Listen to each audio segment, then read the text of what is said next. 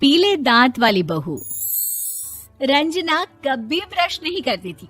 उसे कितनी बार उसके माँ बाप ने डांटा, लेकिन उसका कोई असर उस पर होता ही नहीं था, जिस कारण से उसके दांत पीले पीले हो जाते हैं। शादी के बाद अरे बहू, वैसे तो तुझ में कोई कमी नहीं है, पर तेरे दांत इतने पीले कैसे हैं बेटा? कैसे मतलब? कोई सर्जरी थोड़ी ना कराइए। वो तो क्या नाम, मैं ब्रश नहीं करती थी तो पीले हो गए। अब क्या करूं? आप कहें तो लाल करवा लूं या फिर काले? यार ये क्या है, क्यों माँ से लड़ रही हो? लड़ रही हूँ? अरे मैं लड़ रही हूँ या ये बोल रही है कि दांत पीले हैं, पीले। अरे तपस्या थोड़ी ना की है इन्हें पीले करने के लिए। बकायदा ब्रश नहीं किया है 20 साल तक, तब जाकर।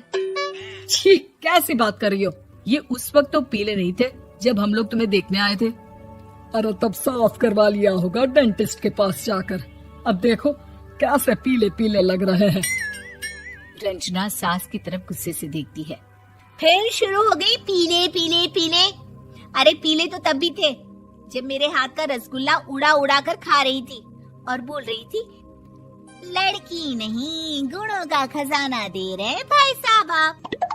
खैर, अब वो लोग करते भी तो क्या करते, पीले दांत वाली बहू पल्ले पड़ी थी तो झेलना तो था ही। एक दिन कीर्तन में रंजना गाना गा रही थी। अरे कमला बहन, माँ का द्वार है, यहाँ तो सब शुद्ध होकर आते हैं, फिर अपनी बहू को ब्रश भी नहीं करवाती तुम। दूर से पीले पीले दांत भक्ति में बाधा उत्पन्न कर रहे हैं। अरे कोई 2 साल की बच्ची थोड़ी ना लेकर आई हूँ मैं बहू बनाकर। अच्छी खासी लड़की है, अरे कैसे करवाऊं ब्रश? ये तो उसे खुद करना चाहिए ना। अब माँ बाप तो इसके जैसे तैसे निपटा दिए, ये नहीं सोचा कि सास कैसे संभालेगी। सास बहू को लेकर घर आ जाती है, लेकिन सोच लेती है कि अब इसे लेकर कहीं नहीं जाएगी। अगले रोज बहू कहती है, अरे क्या हो गया, मंदिर नहीं जाना क्या? कीर्तन का वक्त हो रहा है। मेरी मधुर वाणी से कान्हा जी जागते हैं और सोते हैं। आप तो जानती है ना उनकी भक्ति में कितना मन लगता है मेरा। वो क्या है ना, तबीयत ठीक नहीं लग रही है मेरी, आराम करूंगी मैं। तबीयत ठीक नहीं लग रही? अभी तो मिथुन के गाने पर नाच रही थी आप, और अब बोल रही है कि तबीयत ठीक नहीं लग रही। अरे भक्ति में मन लगा लो सासू माँ, ऊपर जाना है, क्या मुंह दिखाओगी आप? हाँ? सास को बहू की बात पर गुस्सा आ जाता है।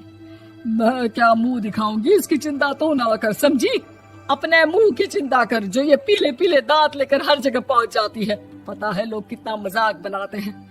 ना जी ना, मैं नहीं जाना कहीं तेरे साथ।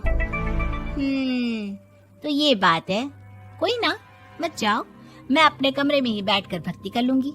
ऊपर वाला दांत थोड़ी ना देखता है, मन देखता है, भावना देखता है।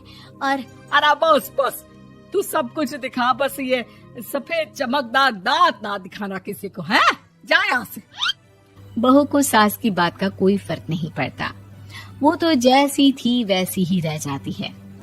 सुबह नहाकर किचन में खाना बनाना, फिर खाना खाना, कीर्तन भजन करना और सो जाना। एक दिन, माँ जी मैं सहेली के घर जा रही हूँ, शाम को लेट आऊंगी। हाँ हाँ तो जाना, मैंने कौन सा तेरी आरती करनी है घर पर बैठकर। रंजना सहेली के घर जाती है, जहाँ वो पार्टी में जाने की तैयारी कर रही होती है। अरे शिखा, कहाँ जाने की तैयारी कर रही है? मैं गलत वक्त पर आ गई क्या? अरे नहीं यार, उल्टा सही वक्त पर आ गया। मैंने ये साड़ी और ज्वेलरी निकाली है यार, शाम को इनके ऑफिस की एक पार्टी में जाना है। बताना कैसा लग रहा है ये सब? नहीं यार, इस ड्रेस के साथ तो वो वाली ज्वेलरी अच्छी लगेगी। हाँ हाँ सही बोल रही है, मैंने ध्यान ही नहीं दिया। वैसे तो हमेशा से मस्त फैशन सेंस रखती है। तो बड़ा जाती होगी ना पति के साथ पार्टी में। रंजना कुछ नहीं बोलती, बस सोचती है कि यार काश ये बात सही हो जाती, पर मैं क्यों नहीं जाती पार्टी में? क्या इन लोगों की कोई पार्टी होती नहीं होगी? रंजना घर आती है और रात में पति से सवाल करती है, एक बात बताइए, आप मुझे किसी पार्टी में क्यों नहीं ले जाते? क्या आपकी यहाँ ऑफिस में पार्टी नहीं होती? पति बेचारा क्या कहता कि दांत पीले हैं तुम्हारे इसलिए। अरे कोई पार्टी होती नहीं हम लोगों के ऑफिस में, तो कहाँ से लेकर जाऊं? और मार्केट, मॉल, कहीं वीकेंड घूमना, कहीं तो। अरे यार, सारे हफ्ते में एक छुट्टी मिलती है, तो सोचता हूँ कि आराम ही कर लूं। क्यों? रंजना मन मार के रह जाती है। पहले कभी सास के साथ मंदिर जाया करती थी, लेकिन वो भी सास ने ले जाना बंद कर दिया। घर बैठी बैठी रंजना बोर हो जाती है। तभी उसे आइडिया आता है और वो मायके जाने का सोचती है। सासू माँ, 2 दिनों के लिए मम्मी के घर जा रही हूँ। अच्छा अच्छा, ठीक है, आराम से जा। और हाँ, माँ से कुछ अच्छी आदत सीख कर आना कि कैसे शरीर के हर भाग की तरह दांतों की सफाई भी जरूरी होती है, समझी? शुरू हो गई ना आप। वो लोग आपकी तरह नहीं है कि छोटी छोटी बात का बतंगड़ बना दे। उन लोगों के लिए मैं मायने रखती हूँ, ना कि मेरे पीले पीले दांत। रंजना माँ को बिना बताए उन लोगों को सरप्राइज देती है, लेकिन जैसे ही वो दरवाजे पर पहुंचती है, अंदर देखती है कि घर वाले कहीं जा रहे होते हैं।